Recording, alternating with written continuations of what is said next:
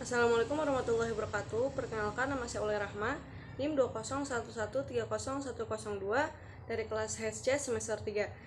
Baiklah, di sini saya akan menerangkan resum mata kuliah Fikih Mawaris pertemuan 1 sampai pertemuan 3.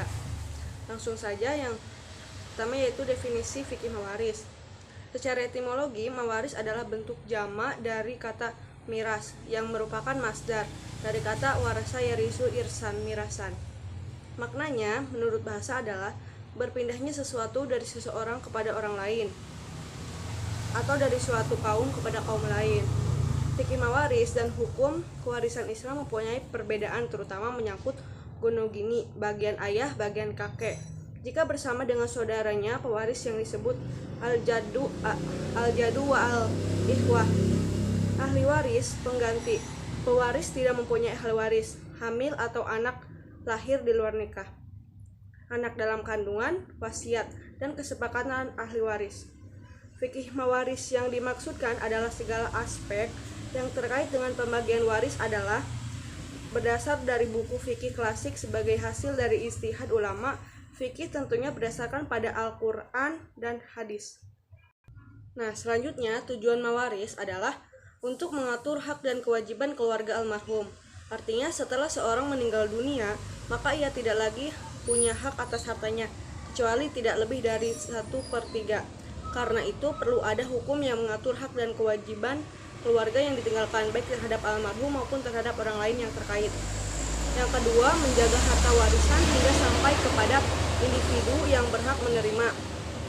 Yang ketiga, menghindari sengketa persoalan warisan. Tidak jarang terjadi kasus-kasus sengketa yang diakibatkan perbuatan harta, termasuk harta warisan. Yang selanjutnya, secara distribusi ekonomi, manusia sebagai khalifatullah di muka bumi mempunyai tanggung jawab untuk menjaga keseimbangannya. Nah,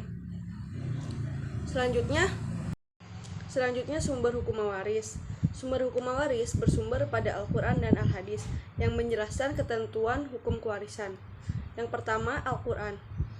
Terdapat pada surat An-Nisa ayat 7 yang berarti, bagi laki-laki ada bagian dari harta peninggalan ibu, bapak, dan kerabatnya, dan bagi wanita ada hak bagian pula dari harta peninggalan ibu, bapak, dan kerabatnya, baik sedikit maupun banyak, menurut bagian yang telah ditetapkan.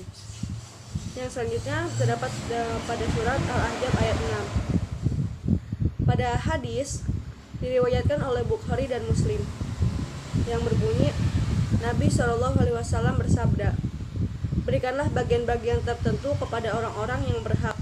Sesudah itu sisanya untuk orang laki-laki yang lebih utama atau dekat dengan kerabatnya. Hadis riwayat Bukhari dan Muslim. Ada juga hadis riwayat Bukhari Muslim yang berbunyi, orang muslim tidak berhak mewarisi orang kafir, dan orang kafir tidak berhak mewarisi orang muslim. Nah, dari kesimpulan tersebut, maka fikih mawaris ialah fikih yang dimaksudkan adalah segala aspek yang terkait dengan pembagian waris adalah berdasar dari buku fikih klasik sebagai hasil dari ijtihad ulama fikih, tentunya berdasar pada Al-Quran dan Al-Hadis. Hukum kewarisan Islam yang dimaksud adalah hukum yang mengatur tentang pemindahan hak pemilikan harta peninggalan pewaris, menentukan siapa-siapa yang berhak menjadi ahli waris dan berapa bagiannya masing-masing terdapat ahli waris yang berhak. Tujuan fikih mawaris adalah menjaga hak dan kewajiban almarhum, menjaga harta waris almarhum sampai kepada individu yang berhak menerimanya, dan menghindari sengketa persoalan pewarisan. Selanjutnya, sejarah mawaris. Hukum mawaris pada pra-Islam atau sebelum Islam. Pada zaman pra-Islam atau zaman jahiliyah, mawaris ini bersifat patriliner, artinya tidak memberikan warisan kepada perempuan dan anak-anak sama sekali. Kenapa? Karena wanita tidak bisa memagul. Selanjutnya, sebab pewarisan pra-Islam. Yang pertama, adanya pertalian kekerabatan. Yang kedua, adanya perjanjian setia. Yang ketiga, adanya pengangkatan anak. Adanya pertalian kekerabatan artinya Kekerabatan ialah hubungan nasab antara orang yang mewariskan dengan orang yang mewarisi yang disebabkan oleh kelahiran. Yang kedua, adanya perjanjian setia. Artinya, janji persetia adalah dorongan kemauan bersama untuk saling membela jiwa, raga, dan kehormatan mereka. Bagian dari orang yang melakukan sumpah setia ini adalah 1/3 bagian dari keseluruhan harta peninggalan. Yang terakhir, adanya pengangkatan anak.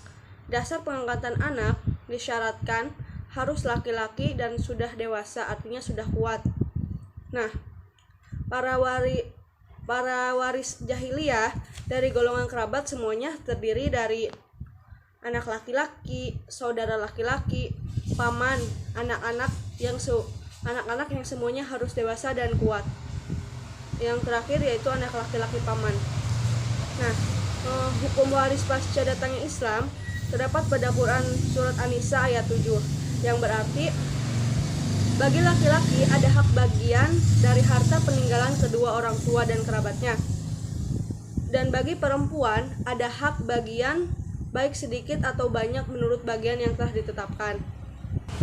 Hukum kewarisan dalam Islam setelah pra-Islam yaitu diantaranya ada adil, bijaksana, peduli, dan aturannya jelas. Adil artinya baik laki-laki dan perempuan mendapat porsinya masing-masing. Bijaksana artinya baik sudah balik maupun belum, seorang anak berhak mendapatkan harta warisnya. Peduli artinya pada masa awal Islam, Nabi menjadikan hijrah sebagai salah satu sebab mendapatkan waris jika ia tidak memiliki ahli waris. Selanjutnya, aturannya harus jelas.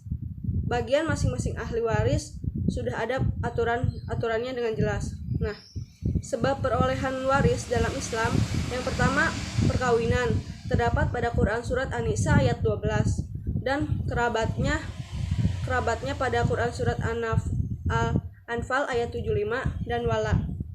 Wala secara bahasa adalah penolong atau pertolongan, biasanya ditunjukkan untuk menunjukkan kekerabatannya. Menurut istilah syariat, wala adalah hubungan kekerabatan menurut hukum sebagaimana ditetapkan oleh syariat antara mu'tik atau yang membebaskan